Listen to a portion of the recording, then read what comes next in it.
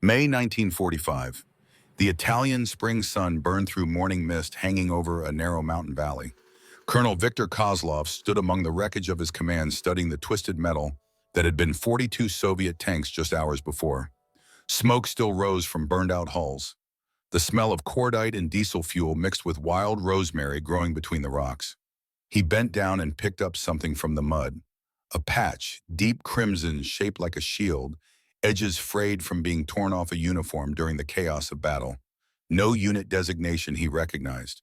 No familiar insignia. Just that distinctive color dark as dried blood. His intelligence officer approached, boots crunching on spent shell casings scattered across the ground like copper rain. "Sir, the casualties?" Kozlov held up one hand. The numbers could wait. Numbers always waited. What he needed now was understanding. 3 years commanding elite mechanized forces. 3 years facing the best the Wehrmacht could throw at him. Stalingrad, Kursk, the drive through Poland. He had learned to read battlefields the way other men read newspapers. Every burned tank told a story. Every impact crater spoke of tactics and training. This battlefield made no sense. His forces had entered the valley at dawn using textbook Soviet doctrine. Forward reconnaissance, main body and column.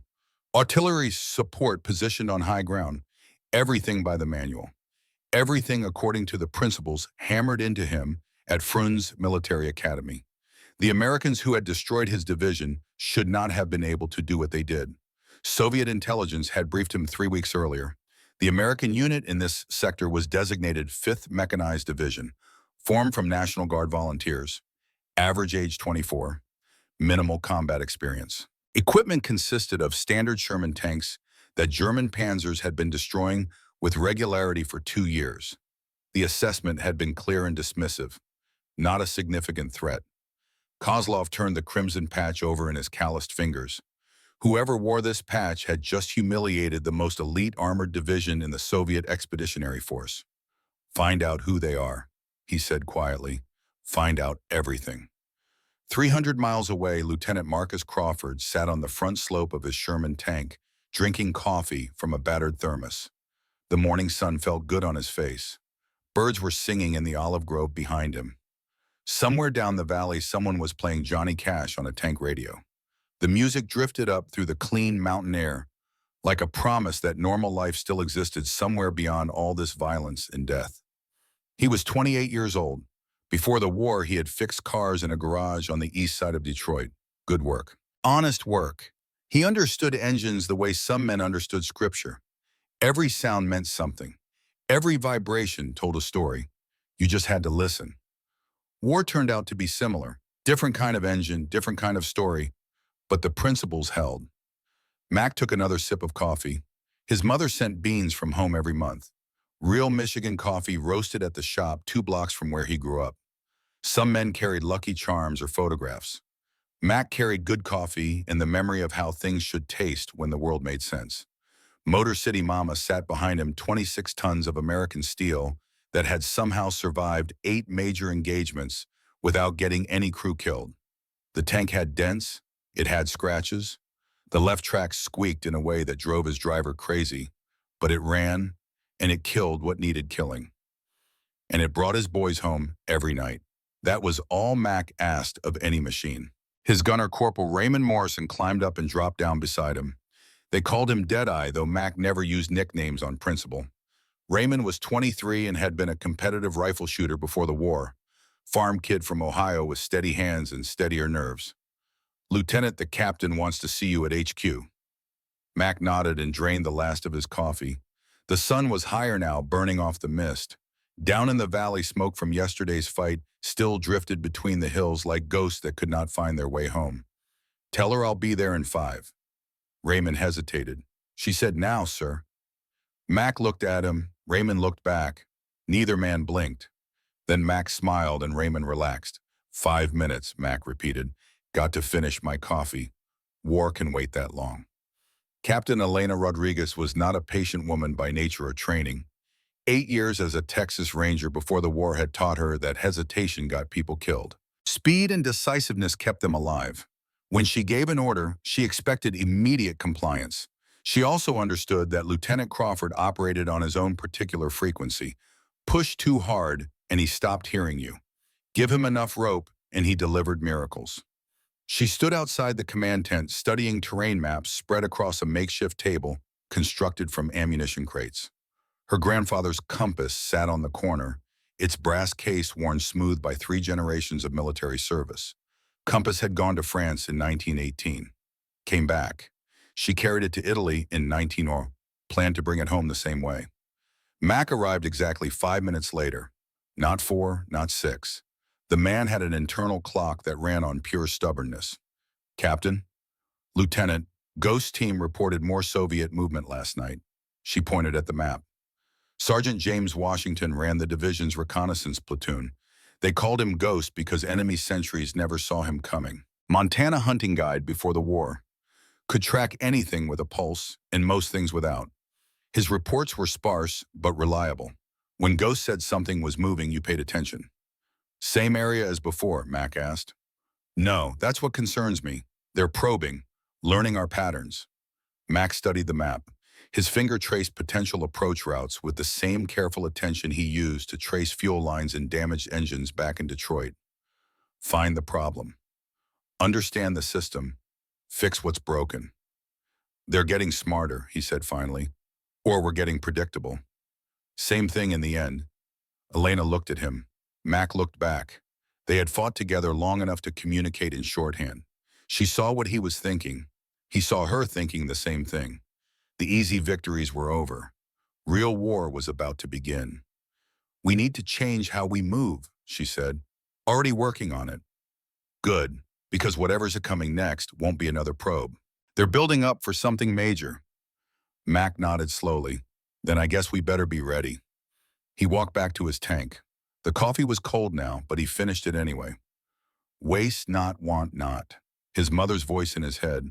She had lived through the Depression, knew the value of everything, including sons who came home alive. The other crew members were gathered around Motor City Mama doing maintenance. Jack Sullivan, the driver, had the entire front transmission exposed and was swearing creatively at a bearing that refused to cooperate. Sarah Kimura, radio operator, sat cross-legged on the turret, with her equipment spread around her like electronic tarot cards. Young Tyler Brooks, newest member after Raymond's replacement arrived, was cleaning the main gun with the focused intensity of someone trying to prove he belonged. Listen up, Mac said. The crew stopped what they were doing. Captain says something big is coming.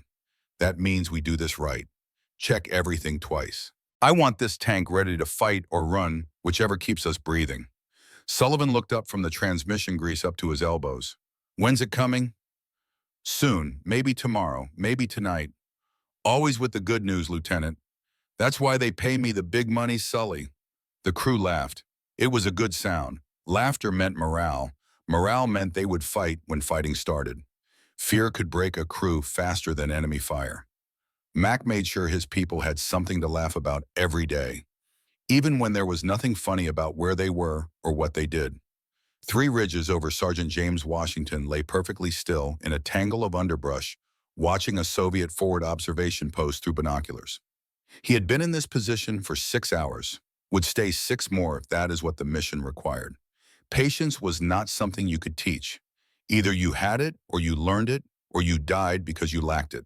Ghost had learned patience from his grandmother, full-blooded Lakota. She had taught him to hunt elk in the mountains around their Montana home, how to read tracks, how to move through timber without disturbing the natural patterns that animals use to sense danger, how to become part of the landscape so completely that prey walked within arm's reach without alarm. Turned out the same skills worked on humans. The Soviet observers were good. They changed position every 2 hours, maintained noise discipline, used terrain effectively, but they fell into patterns. Humans always fell into patterns. That was their weakness. They grew comfortable. Comfortable meant predictable. Predictable meant dead. Ghost watched them through the binoculars and learned. Learned their rotation schedule. Learned which man smoked and when.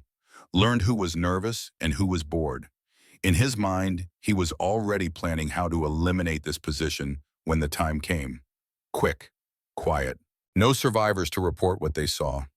His spotter, Private Tommy Chen, lay 3 feet to his left, 20 years old. photography student from San Francisco before the war, carried a camera everywhere, said he wanted to document the war for people back home who would never understand it otherwise.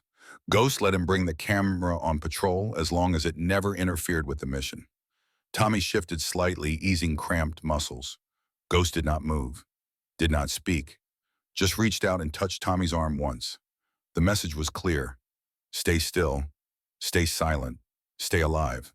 Tommy froze. 10 minutes later, a Soviet patrol passed 20 yards from their position, 6 men moving in tactical formation. Alert, weapons ready, eyes scanning the terrain for exactly the kind of threat Ghost and Tommy represented. The patrol passed, never saw them, never knew how close death had walked. When they were gone, Ghost allowed himself to breathe normally again. Beside him, Tommy let out a long, slow exhale. "How did you know they were coming?" Tommy whispered. Ghost pointed at birds in the trees ahead. They had stopped singing 30 seconds before the patrol appeared. Nature always gave warning. You just had to pay attention. They lay in the brush until sunset. Then Ghost led them back through enemy lines using routes that existed only in his memory. Back to American positions. Back to safety. Another day of gathering intelligence. Another night of staying alive. The sun was setting when Mac finally got word from Division HQ. Orders coming through for tomorrow. Big push, multiple units. The Crimson Raiders would lead. He gathered his crew around Motor City Mama. The tank looked tired in the fading light, scarred and worn but still ready, like all of them. "Battalion briefing at Oro 500, he told them. "Get some sleep. Tomorrow's going to be interesting." Tyler spoke up. The kid was always speaking up. "Lieutenant, how do you know we'll be okay?" Mac looked at him.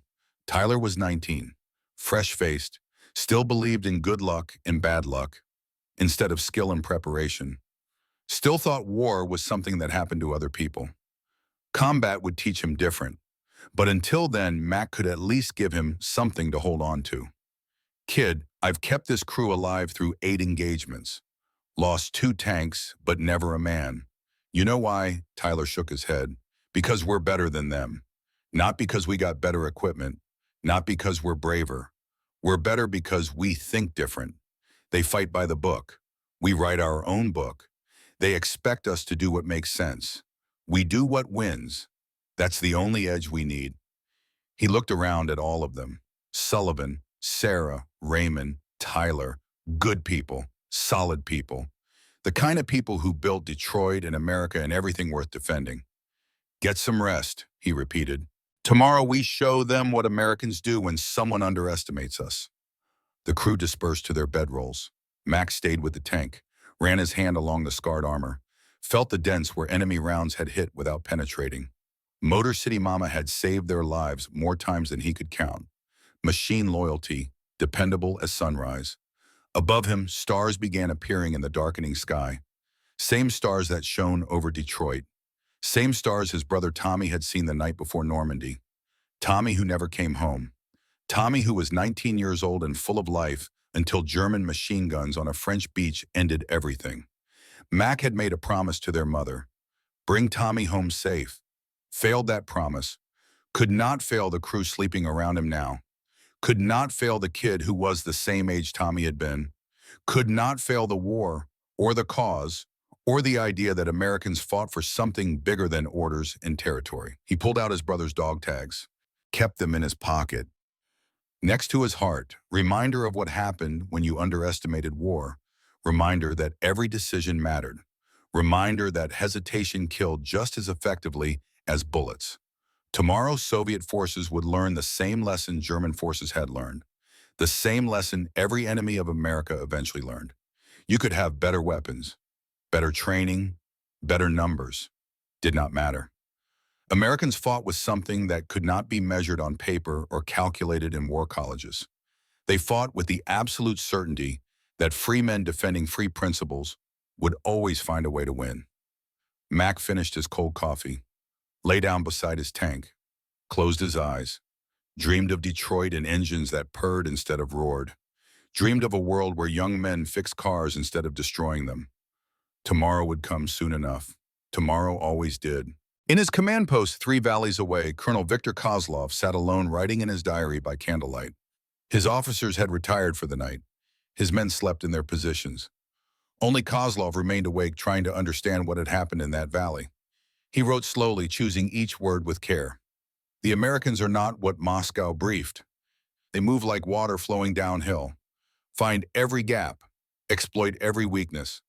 When we prepare for frontal assault, they strike from flanks. When we guard flanks, they appear in positions we deemed impossible to reach. Their tanks are inferior. Their numbers are smaller. Yet they defeat us. He paused, stared at the candle flame, continued writing. Tomorrow we attack with reinforcements, 3 times their numbers. Superior firepower, element of surprise. By Soviet doctrine, we should crush them. By all logic of warfare, they should break. Another pause, longer this time. But I do not think they will break. These Americans fight for something I do not fully understand. It is not fear of commissars. It is not blind obedience to orders. It is something else. Something in the way they laugh on their radios after battle. Something in the casual way they maintain their equipment. Something in how they treat war as an unpleasant job that must be completed so they can return to normal life. Kozlov set down his pen, picked up the crimson patch he had found in the mud, studied it in the candlelight. Somewhere out there in the darkness, Americans were sleeping, dreaming of homes and families and futures beyond war. Tomorrow he would try to kill them. Tomorrow they would try to kill him. That was the nature of their profession. That was what war demanded. But for the first time in his long military career, Colonel Viktor Kozlov found himself wondering if he was fighting the right enemy. He extinguished the candle. The darkness settled around him like a familiar coat. Outside, sentries walked their posts. Equipment sat ready for tomorrow's assault. Everything prepared according to doctrine and training and the accumulated wisdom of Soviet military theory. Kozlov lay down on his cot, fully clothed, boots still on pistol within reach. Old soldier habits, sleep light, wake ready, trust nothing except the training that kept you alive. But as sleep claimed him, his last conscious thought was of that crimson patch, and the question that would haunt him through everything that followed. Who are these Americans? Dawn would bring answers. Dawn would bring battle. Dawn would bring the moment when 2 armies collided and only one truth mattered. The side that adapted fastest would survive. The side that clung to doctrine would die. In the mountains of Italy, spring of 1945, the education of Colonel Viktor Kozlov was about to begin. And his teacher would be a mechanic from Detroit who understood that winning wars required the same skills as fixing engines. Find the problem, understand the system. Do what works instead of what the manual says. The manual assumed both sides played by the same rules. Americans never read that part. The valley was still dark when Mac's crew climbed into Motor City Mama. 0445 hours. 15 minutes before the briefing that would change everything. The air smelled of dew and diesel fuel and the particular metallic taste that comes before violence. Sullivan started the engine. The Sherman's motor caught on the second try, settling into the familiar rumble that Mac had learned to read like a doctor reading a heartbeat. Compression good, oil pressure rising normally, temperature climbing toward operational range. The machine was ready, even if the men inside it felt the weight of what was coming. Sarah tested the radio, cycling through frequencies. Static and occasional chatter from other units doing the same pre-dawn checks. The electromagnetic spectrum was crowded this morning. Everyone was awake. Everyone was preparing. Raymond cleaned the gun sight for the 3rd time. Nervous habit. The sight was already spotless, but the ritual gave him something to do with his hands, while his mind worked through what combat would demand. Tyler watched him learning. The kid was smart enough to know that staying alive meant watching the veterans and copying what they did. Mac climbed into the commander's position, settled into the seat worn smooth by months of use, put on the headset, adjusted the throat microphone, checked sight lines through the cupola, everything exactly where it should be, everything ready. All systems green, Sullivan reported. Comms check good, Sarah added. Gun ready, Raymond said. Tyler just nodded. The kid was too nervous to trust his voice. Mac keyed the radio. Motor City Mama to Crimson Leader. Ready for briefing. Elena's voice came back immediately. Copy that. HQ tent 5 minutes. Bring your thinking cap, Lieutenant. This one's complicated. The command tent was crowded when Mac arrived. All the tank commanders and infantry leaders were there, plus Elena and Ghost and Colonel Harrison, the division commander. Harrison was career Army, 52 years old, barrel-chested and gray-haired. They called him Bull, but never to his face. He had earned the Silver Star at Kasserine Pass back when the American Army was still learning how to fight Germans who knew what they were doing. He looked tired this morning. They all looked tired. War ground you down day by day until there was nothing left but the mission and the hope of home. Gentlemen, Harrison began, no preamble, no motivation speech, just straight to business. Intelligence report that Soviet buildup in Sector 7, estimate battalion strength possibly more. Heavy armor, artillery support. They're coming for us specifically. Moscow wants to make an example. He pointed at the map spread across the table. Red markers showed enemy positions. Blue markers showed American forces. The red outnumbered the blue 3-1, maybe 4. Our orders are to hold this valley and the approaches to the Gothic line. Do not let them through.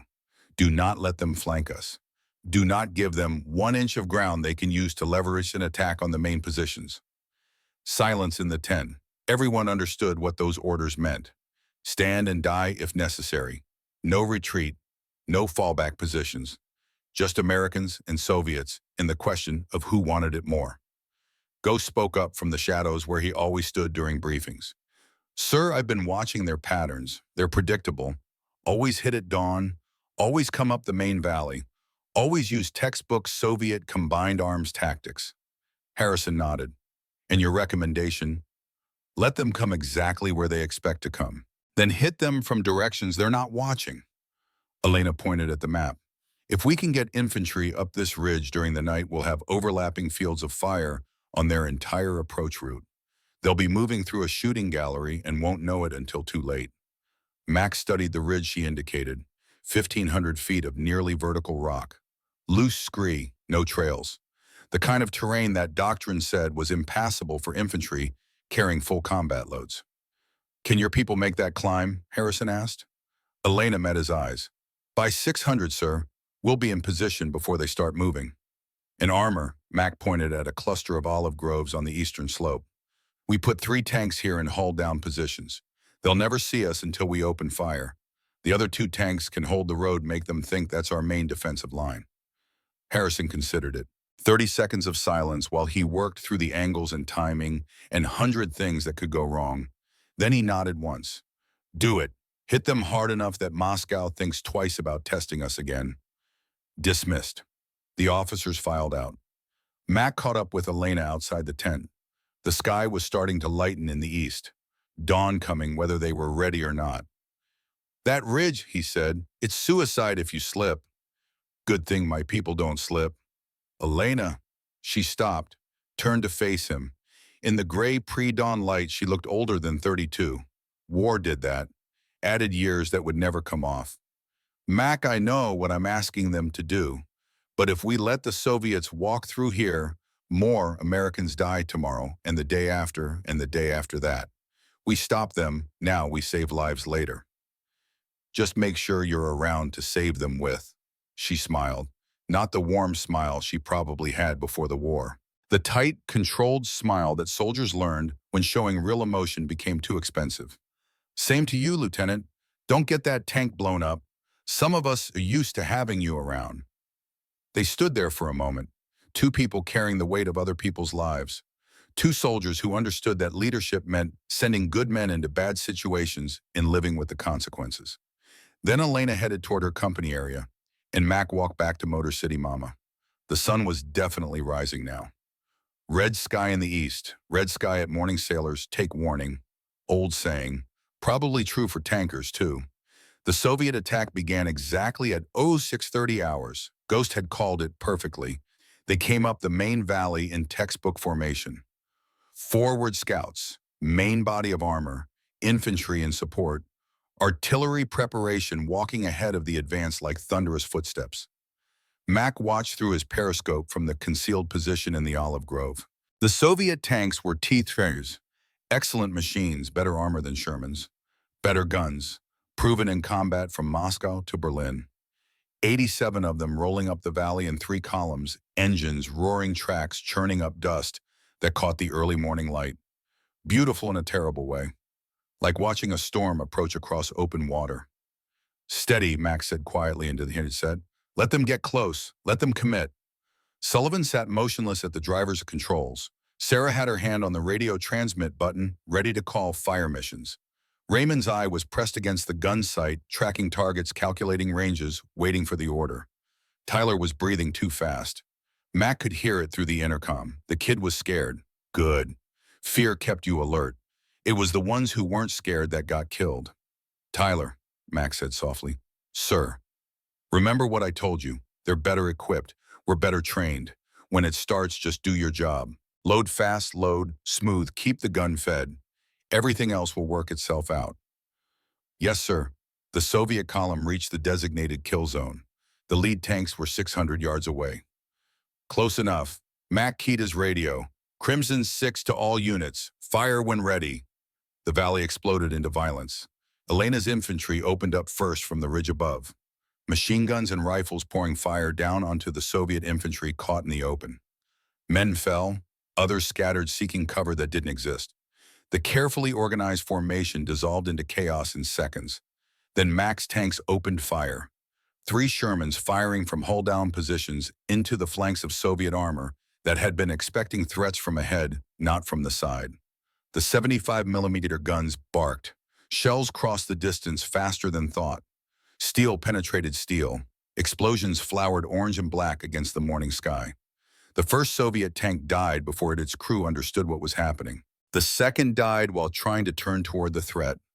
The third died while reversing, trying to escape the killing ground. And, "Target tank, 12 o'clock, Mac called. Raymond was already on it. "Identified." "Fire." The Sherman rocked as the main gun spoke. The shell took the target in the turret ring, that vulnerable junction between hull and rotating turret. Secondary explosion. Turret lifting off and tumbling sideways like a toy thrown by an angry child. 3 men dead before they could scream. "Hit," Raymond said, voice steady, professional. "Reloading." Tyler was doing his job, slamming shells into the breach as fast as Raymond could fire them. The kid had stopped breathing fast. Combat focus had taken over. The training working the way it was supposed to. The Soviet column tried to respond, but they were in the worst possible position. Armor on the road with nowhere to maneuver. Infantry pinned down by fire from above. Artillery couldn't help without hitting their own forces. Every Soviet doctrine and tactical principle was useless because the Americans had changed the rules. Mac watched a T-34 commander trying to rally his forces. Brave man, standing in his cupola, directing fire even as shells bracketed his position. The kind of leadership that won medals or got you killed. Sometimes both. "Sarah, call it in. Let HQ know that we're engaging heavy armor, approximately battalion strength grid coordinates as planned." "Roger that." The battle lasted 4 hours. That was longer than Mac wanted, but shorter than Soviet doctrine said it should take to break an American defensive position. When it was over, the valley floor was littered with burning vehicles. Soviet casualties were catastrophic. American losses were 2 tanks damaged but repairable and 14 wounded, but none killed. The Soviet forces withdrew in disorder. Not a retreat, a rout. The survivors streamed back up the valley, abandoning equipment and taking only what they could carry. The iron discipline that supposedly made Soviet forces superior had shattered against American improvisation. Mac climbed out of Motor City Mama. His ears were ringing from 4 hours inside a steel box while the gun fired round after round. His hands shook slightly from adrenaline crash. Normal post-combat symptoms, nothing that wouldn't pass. Raymond emerged next, blinking in the sunlight. "Lieutenant, did we just do what I think we did?" "If you think we just demolished a Soviet armored battalion, then yes." "Holy hell." Sullivan and Sarah climbed out, followed by Tyler. The kid looked stunned, covered in powder residue and sweat, but alive and whole. First time in real combat. He would never forget this day. None of them would. "Good work," Mac told them. "Tyler, you did fine. Kept the gun fed, stayed calm. That's all anyone can ask." The kid nodded, not trusting himself to speak. Mac understood. After your first real fight, when you realize you could have died 100 times and didn't, words become difficult. Ghost appeared from nowhere the way he always did. One second the approach was empty, next second he was standing there like he had been there all along. Captain Rodriguez wants to see you, he said. Up on the ridge. Mac looked at the cliff face Elena's infantry had climbed in darkness. 1,500 feet of rock that should have been impossible. Tell her I'll be there in 20 minutes. She said now. Ghost, I just fought a 4-hour tank battle. I need 10 minutes to make sure my crew is okay and my tank is functional. Then I'll climb her damn mountain. Ghost smiled slightly. I'll tell her 15 minutes. You're a diplomat. I'm a survivor. There's a difference. Mac took the time to check Motor City Mama thoroughly. Hull intact, track damage minimal, gun tube clear. Ammunition racks needed restocking, but that could wait. The tank had performed perfectly. American engineering at its finest. Maybe the Sherman wasn't as heavily armored as a T-34, but it was reliable and it kept running, and in a long war, reliability beat specifications every time. He started climbing. The ridge was steeper than it looked from the valley floor. Loose rock, narrow footholds. Places where one slip meant a very long fall onto very hard ground. Mac understood why Elena's infantry had been so careful during the night ascent. This wasn't terrain you could rush. He found her at the top, sitting on a boulder cleaning her rifle. Her company was spread out in defensive positions, still watching the valley in case the Soviets decided to try again. They looked tired but satisfied. The look of soldiers who had done their job well and lived to tell about it. Hell of a climb, Mac said, breathing harder than he wanted to admit. Hell of a fight down there. Your boys did good work. So did yours. That crossfire from above is what broke them. We just cleaned up. Elena finished cleaning her rifle, worked the action twice, loaded a magazine. All the motions smooth and practiced. She had been handling weapons since before most of Mac's crew was born. Mac, we need to talk about what comes next. They'll be back. Of course they'll be back. Question is whether we'll be ready when they are. Mac sat down on the boulder next to her. Below them, the valley was quiet now, except for the occasional pop of ammunition cooking off in burning hulks. Smoke rose in straight columns. No wind today. The smoke just climbed straight up like dark prayers. They underestimated us, he said. Won't make that mistake twice. So we adapt, stay unpredictable, keep them guessing. That only works so many times. Eventually they'll commit enough force that tactics don't matter anymore. Just math. Elena looked at him. You always this cheerful after winning. I'm realistic. We won today because they fought by the book and we didn't. But they're learning. Next time they'll be ready for our tricks. Time after that they'll have counters for our counters. That's how war works. So what do? Keep changing the book. Keep writing new tricks faster than they can learn the old ones. And hope the war ends before they figure us out completely. They sat in silence for a while. Two commanders thinking through problems that had no perfect solutions. War was like that. You made the best decision you could with the information available and lived with the consequences. Finally, Elena stood up. I'm keeping my company up here for now. Good observation position, and they earned the rest. You should get some sleep. You look like hell. You know how to make a man feel, Special Captain. That's why they pay me the big money, Lieutenant. Max smiled, started the long climb back down. His legs were already sore. Tomorrow they would be worse. Getting too old for this. 28 going on 60. But the job wasn't done yet. 3 valleys away, Colonel Victor Kozlov stood in the ruins of his command post reading casualty reports. 41 tanks lost, 273 men killed or wounded, complete tactical failure. The kind of numbers that ended careers and sometimes lives when Moscow wanted scapegoats. His political officer stood nearby writing his own report. That report would go to different headquarters, would say different things, would probably mention Kozlov's name in contexts that were not favorable. Comrade Colonel, the Americans. Kozlov held up one hand. I know what the Americans did. I watched them do it. The question is how we respond. Request reinforcements, heavier armor, air support. All of which takes time we may not have. The political officer frowned. Surely you are not suggesting we cannot defeat a single American division. Kozlov looked at the man, young, ideological, believed everything party doctrine taught about Soviet superiority and capitalist weakness. had never commanded men in combat, had never watched good soldiers die because the tactics in the manual didn't account for enemies who refused to fight the expected way. I am suggesting, Kozlov said carefully, that we are facing an opponent who fights unlike anyone we have encountered before. They are not Germans following rigid doctrine. They are not Japanese dying for honor. They are something else entirely. They are Americans, soft, undisciplined, motivated only by money. Is that what you will put in your report? It is truth.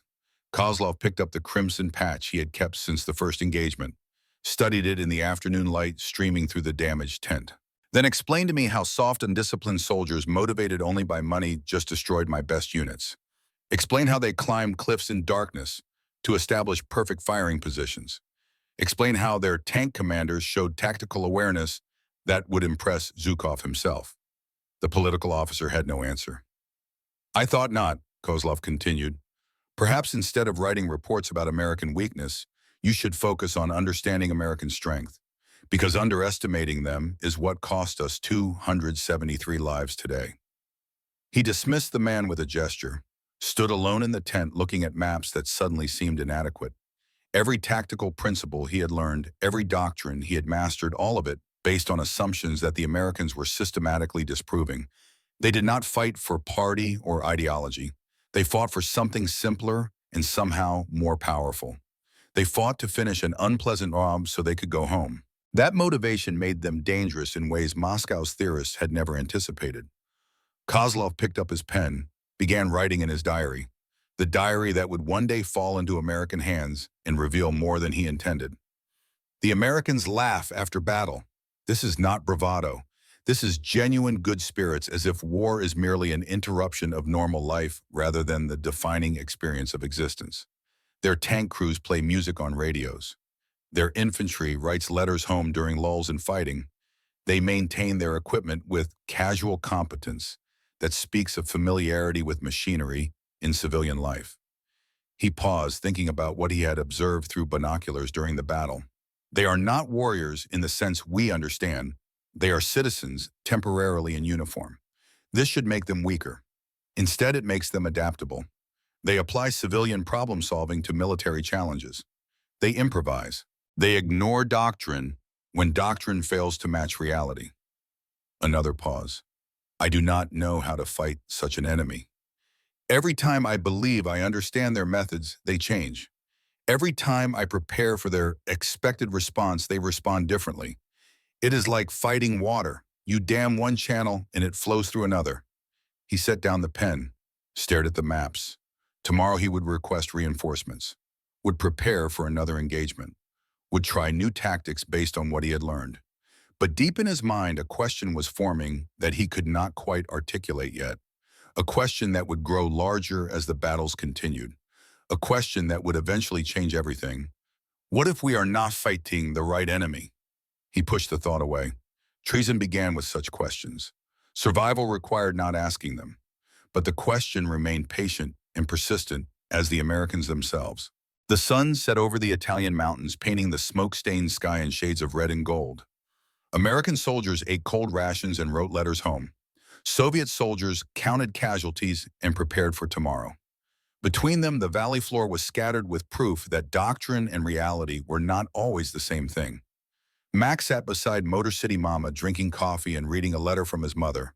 She wrote every week, news from the neighborhood, who got married, who had babies, whose son came home and whose never would.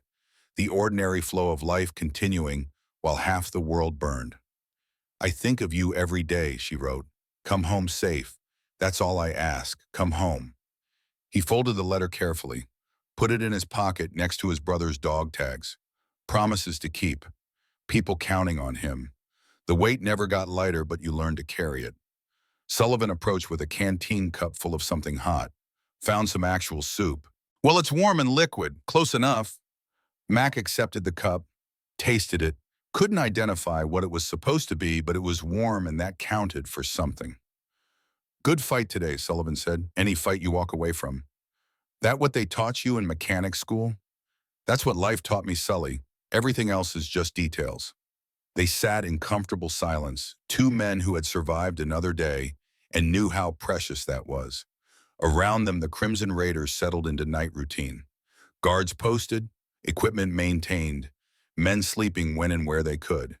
Tomorrow would bring new challenges, new battles, new chances to die or adapt or win. But tonight they were alive. They were together. They had proven once again that Americans did not quit just because the odds were bad or the enemy was strong. They had proven that free men fighting for home and each other could change the rules when the rules said they should lose. And somewhere in the darkness, a Soviet colonel was learning that same lesson, whether he wanted to or not. May 12th, 2 weeks after the Valley Massacre, Kozlov received new orders from Moscow. The words were simple and absolute. Engage the American 5th Mechanized Division at Valley Fortress. Destroy them completely. No retreat, no excuses, success, or tribunal. He read the order 3 times. Each reading made it no less insane. Valley Fortress was a natural choke point, a narrow canyon with steep walls on both sides. Defender's paradise, attacker's nightmare. And Moscow wanted him to push through against an enemy that had already proven they could turn impossible terrain into killing grounds. His staff officers gathered around the map table waiting for orders they knew would be difficult and dangerous. Good men, loyal soldiers, they deserve better than to be sacrificed for Moscow's pride. We attack at dawn, Kozlov said finally, but we do it intelligently. Full reconnaissance tonight. Identify their positions, find weaknesses. I will not throw away lives for no purpose. His political officer stepped forward. The orders say immediate assault, Comrade Colonel. Dawn is not immediate. Kozlov looked at him. Dawn is 8 hours away. I need 6 hours to prepare properly. Tell Moscow we begin at first light. If they have problems with that, they can come here and lead the assault themselves. The political officer opened his mouth, closed it. Even fanatics understood that some officers were too valuable to challenge directly. Kozlov had survived Stalingrad, had fought across half of Europe, had earned enough medals that executing him would require explanation Moscow might not want to provide. As you say, Comrade Colonel, Kozlov turned back to the map, studied the terrain with the attention of a man whose life depended on understanding every detail. Because it did, and so did the lives of 500 men under his command. The American side of Valley Fortress was controlled chaos. Mac, Elena, and Ghost stood around a gasoline stove, heating coffee while they planned for a battle everyone knew was coming. They have to come through the valley, Elena said, pointing at the narrow canyon on the map. No other route for armor. They're trapped by geography. Ghost nodded, which means they know it's a trap. Question is whether they're smart enough to do something about it. Kozlov is smart, Mac said quietly. He learns fast. He won't make the same mistakes twice. So what would you do if you were him? Mac studied the map, put himself in the Soviet commander's position. Superior numbers but inferior position. Orders to attack. No room for maneuver. Every option bad but some worse than others. I'd come at night, use darkness to hide my movements. Hit hard and fast before we can coordinate a defense. Overwhelm one position and exploit the breakthrough. Elena frowned. Night attack with armor, that's suicide. One wrong turn and you drive off a cliff. Suicide is attacking at dawn into prepared positions. At least night gives him surprise. Ghost poured more coffee. So we prepare for night attack. And dawn attack, and afternoon attack. We prepare for everything because Kozlov's smart enough to know we're preparing, which means he'll try something we're not expecting. They sat in silence, 3 people playing chess with lives instead of pieces, the moves and counter-moves extending into infinite permutations. War was like that. You planned for everything and hoped you guessed right. There's another option, Max said slowly. What's that? We talk to him. Elena and Ghost both stared at him. Talk, Elena repeated. You want to talk to the Soviet commander who's under orders to destroy us. I want to give him an option besides dying for Moscow's pride. He's a soldier, not a fanatic. Soldiers understand reality. And if he says no, then we fight like we plan. But if he says yes, a lot of good men on both sides go home to their families. Ghost spoke up. That's either brilliant or the craziest thing I've heard all war. Maybe both. Mac looked at them. 2 people he trusted with his life. 2 people whose judgment he valued above orders or doctrine or anything except the mission and the men. Elena, if you were facing impossible odds and someone offered you a way out that saved your people, would you take it? She thought about it. Depends on the terms. Terms are simple. He attacks like orders say. We defend. After a few hours, he withdraws, claiming American position too strong. Both sides claim victory. Everybody lives. War ends in a few months anyway. And if Moscow finds out, then Moscow finds out. But right now, I'm more worried about keeping my crew alive than what some commissar in the Kremlin thinks. Elena looked at Ghost. Ghost shrugged. I've seen crazier things work, and Ghost hasn't stayed alive this long by ignoring good ideas just because they're unconventional. All right, Elena said finally, but I'm the ranking officer. This goes wrong, it's my decision. Respectfully, Captain, this goes wrong, we're all dead anyway. Rank won't matter much then. She smiled despite herself. Fair point, Lieutenant. How do you propose to set up this meeting? Broadcast on open frequency. Request parley. Kozlov speaks English. He'll understand. And if it's a trap, Ghost answered that one, then I'll be watching with a rifle. Anyone tries anything, they die before they take 2 steps. That was settled then. Morning would bring either negotiation or annihilation. Mac preferred negotiation but was prepared for either. That was what being a soldier meant. Hope for the best, plan for the worst, stay flexible enough to handle whatever actually happened. Dawn came cold and clear. Mac stood in the commander's cupola of Motor City, Mama watching the eastern sky turn from black to gray to pale gold. Beautiful morning. Wrong kind of morning for killing. He picked up the radio microphone, switched to the frequency Ghost Reconnaissance had identified as Soviet command net, took a breath. What he was about to do violated every protocol in the book. Also might save hundreds of lives. Soviet Command, this is Lieutenant Marcus Crawford, 5th Mechanized Division, United States Army. I request parley with Colonel Victor Kozlov before today's engagement. I give my word as an officer that safe conduct will be respected. No tricks, no ambush, just 2 soldiers talking. Static for 30 seconds. Then a voice heavily accented but clear. Lieutenant Crawford, this is Colonel Kozlov. Your request is unusual. Yes, sir, it is. But I figure unusual times call for unusual solutions. I'm asking for 1 hour. Meet me at grid reference. Mac gave coordinates for neutral ground between their positions. Come alone or bring your whole staff doesn't matter to me. I just want to talk before good men start dying. More static. Mac could imagine the conversation happening on the Soviet side. Kozlov weighing options. Officers arguing. Political commissars insisting it was a trap. Finally, Kozlov's voice again. 1 hour. I come alone. You do the same. Agreed. See you in 30 minutes, Colonel. Mac climbed out of the tank. Sullivan looked up at him with concern. Sir, this is insane. Probably, but insanity kept us alive this long. Figure it's worth one more try. He walked to the neutral ground, carrying nothing but a thermos of coffee and his service pistol. Ghost was somewhere in the rocks, with a rifle invisible and ready. Mac trusted him to make the right decision if things went wrong. Kozlov appeared exactly on time, walking alone up the valley floor. No weapon visible. Older than Mac expected, maybe 45, gray at the temples, face weathered by sun and war. The kind of face that had seen too much and remembered all of it. They met in the middle of nowhere, 2 soldiers from different worlds standing in Italian sunshine, discussing whether to kill each other. Mac held up the thermos. Coffee, real beans from Michigan. My mother sends them. Kozlov stared at him, at the thermos, at this American lieutenant who requested parley and offered coffee like they were old friends meeting for breakfast. You are serious. Always serious about coffee, Colonel. Everything else I can compromise on. They sat on rocks. Mac poured 2 cups, handed one to Kozlov. The Soviet officer accepted it carefully as if it might be poisoned or drugged or some elaborate American trick. He sipped, his expression changed. Surprise. Pleasure.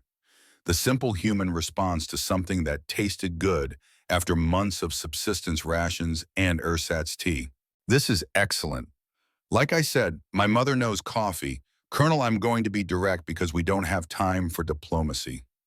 Moscow ordered you to attack us. Washington ordered us to hold position. If we both follow orders, a lot of men die today. Good men. Men with families waiting for them. Men who've already fought enough wars for one lifetime. Kozlov said nothing, just sipped on coffee and listened. Mac continued, war in Europe is basically over. Germany's done. Japan's hanging on by its fingernails. The real question is whether Soviet Union and United States learn to coexist or blow up the world. This battle doesn't change that. We fight, we kill each other, and 6 months from now, historians won't even remember it happened. You suggest I disobey orders. I suggest you're smart enough to know this war is ending, and throwing away lives for Moscow's pride is pointless. My proposal is simple. You attack, we defend. You fight hard enough that your report says you tried. We fight hard enough that our report says we held.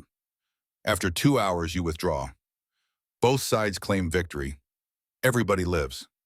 Kozlov set down his coffee cup, looked at Mac with eyes that had seen Stalingrad and survived. Why do you care if my men live or die? Same reason you care if yours do, Colonel. Because they're not the enemy. The men giving us orders, the politicians and generals safe behind desks, they're the problem.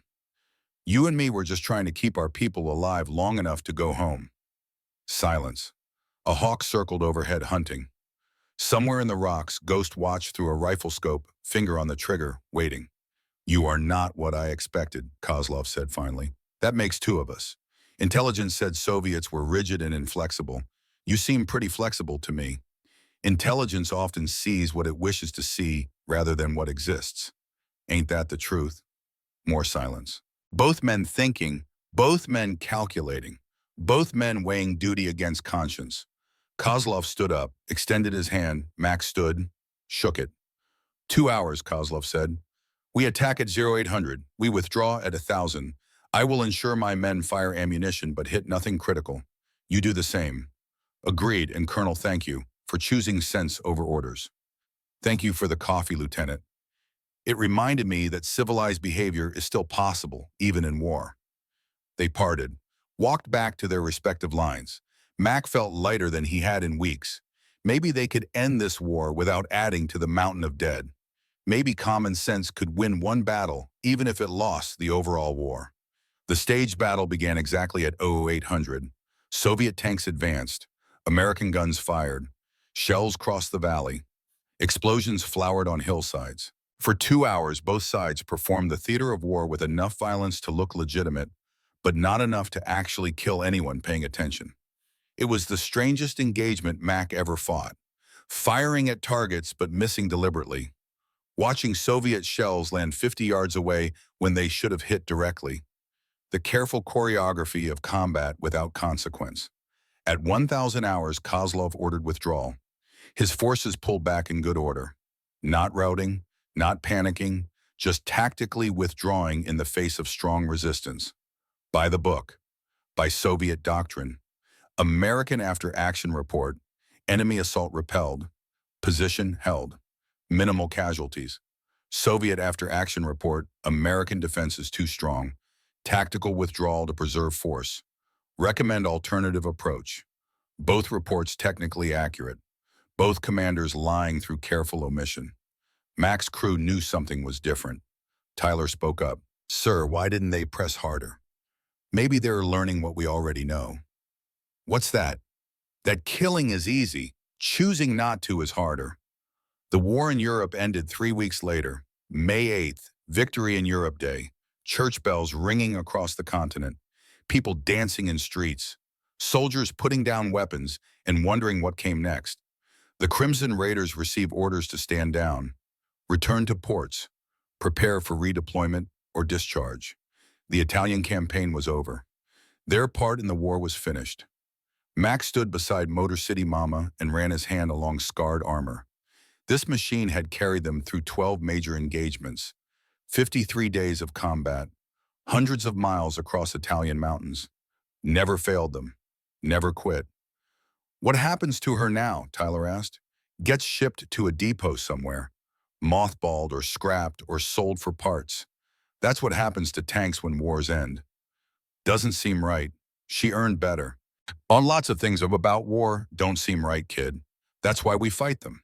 So they end. 3 days before shipping out, Mac received a package. Soviet military courier delivered it under white flag and diplomatic seal. Inside was a bottle of vodka and a letter written in careful English. Lieutenant Crawford, by the time you read this, I may have answered to Moscow for my decisions at Valley Fortress. I do not regret them. You taught me that honor exists beyond orders, that enemy can become respected, that coffee tastes better than victory at any cost. If I survive my government's questions, I hope someday to share this vodka with you. If not, drink it, knowing one Soviet officer learned what American values truly mean. With respect, Viktor Kozlov, Colonel, Soviet Army. Mac read the letter twice, put it in his pocket next to his brother's dog tags. Another promise to keep, another connection forged in the crucible of war. He never expected to see Kozlov again. He was wrong. He was 17 years later, October 1962, height of Cuban Missile Crisis. World balanced on knife edge between peace and nuclear annihilation. Mac was 45 now, running a repair shop in Detroit. Married, 3 kids, living the American dream he'd fought to preserve. A stranger walked into his shop. Heavy coat despite mild autumn weather.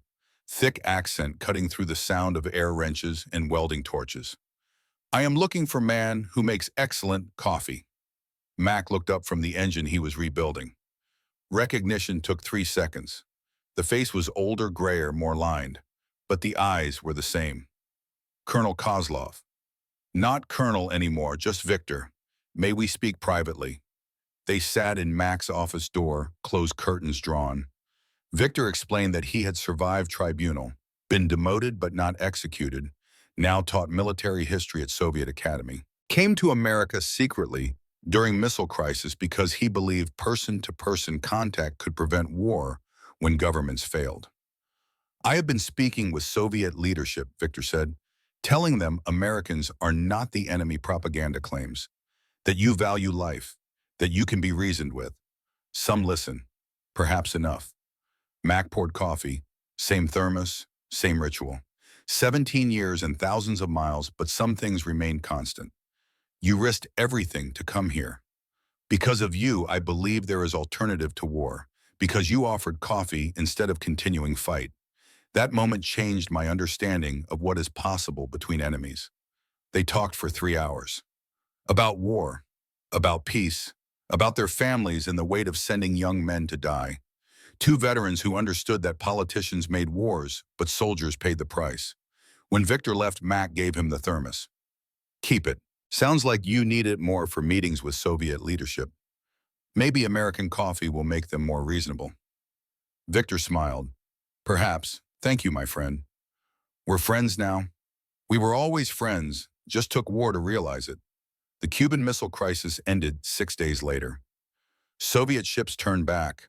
World stepped away from the abyss. Whether one veteran's conversations made difference was impossible to know. But Victor believed they had. And sometimes belief is enough. 30 years after that, 1992, Soviet Union collapsed. Cold War ended not with bang, but whimper. Mac was 77 now. Elena was 79. They received invitation to ceremony in Moscow honoring Western veterans who had demonstrated possibility of cooperation during difficult times.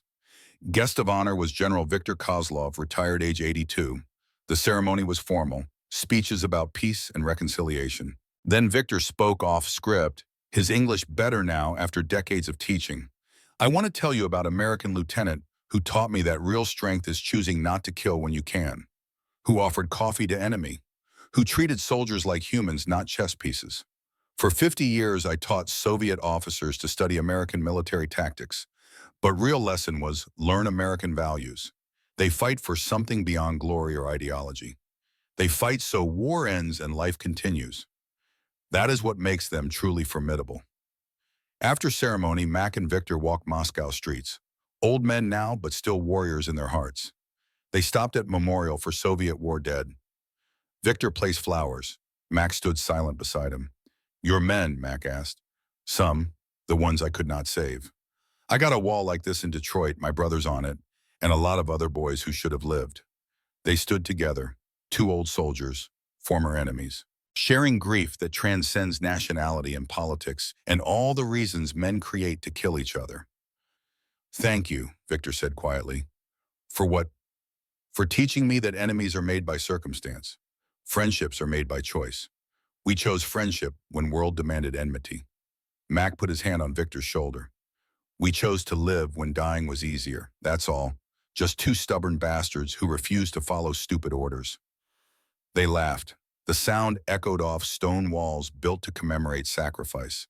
But in that moment, laughter was its own memorial, celebration of survival, acknowledgement that they had beaten the odds and lived long enough to become friends. Victor died in 2005, aged 95. His last request was to be buried with the letter he had written to Mac 60 years earlier. The letter about coffee and honor and choosing humanity over orders. Mac died 3 years later, aged 93. His repair shop continued, run by grandchildren who never knew war, but understood the values their grandfather fought to preserve. On the wall hung a crimson patch, dog tags, and a thermos. The Crimson Raiders suffered 347 casualties total during the war. Every single one died believing in something larger than themselves. Not because it was American, because it was human. Today, when world seems divided, remember this. Tank mechanic from Detroit and Soviet colonel from Stalingrad became friends. Not because war ended, because they chose to see human beings instead of enemies. Because one offered coffee and the other accepted it. Because both understood that real courage is not fighting. Real courage is choosing not to fight when you have the power to destroy. That is the American strength that toppled empires and won wars without firing shots. Not our weapons, not our wealth, our willingness to see humanity in everyone, even those who oppose us, even those ordered to kill us. The greatest generation was great not because they won wars. They were great because they chose peace when they could have chosen vengeance. Because they rebuilt enemies into allies. Because they understood that true victory is not defeating your opponent. True victory is turning your opponent into your friend. Mac Crawford understood that. Victor Kozlov learned it. And the lesson they taught echoes through decades, a reminder that coffee shared between enemies can change the world more effectively than any weapon ever forged. The thermos sits in a museum now, battered, dented, still capable of holding coffee if anyone bothered to fill it. Next to it, a card with two names. Marcus Crawford, Lieutenant United States Army, Victor Kozlov, Colonel Soviet Army, and below that one sentence, enemies by circumstance, friends by choice. That is the real story of the Crimson Raiders. Not the battles they won, the peace they made possible. Not the enemies they destroyed, the friends they created from the ashes of war. And somewhere in the great beyond, where warriors finally rest, two old soldiers sit and share coffee. Real beans from Michigan. Excellent quality, perfect temperature. Laughing about the time they stopped a war with nothing but common sense and the audacity to believe that human decency was stronger than military orders. They were right. They always were.